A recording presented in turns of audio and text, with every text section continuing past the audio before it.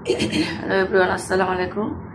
এখানে পেঁয়াজ, টমেটো, রসুন, কাঁচামরিচ, একটু হলুদ, একটু জিরা, একটু মিক্সড মশলা দিয়ে মাখায়ে, তেল দেব না, মাখায়ে মানে ডাল রান্না করব।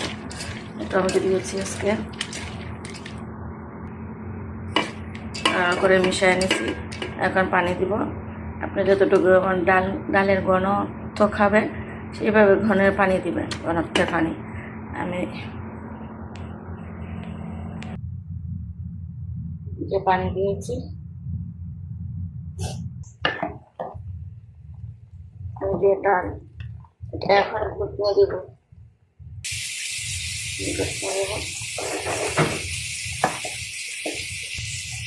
ডাল হয়ে গেছে,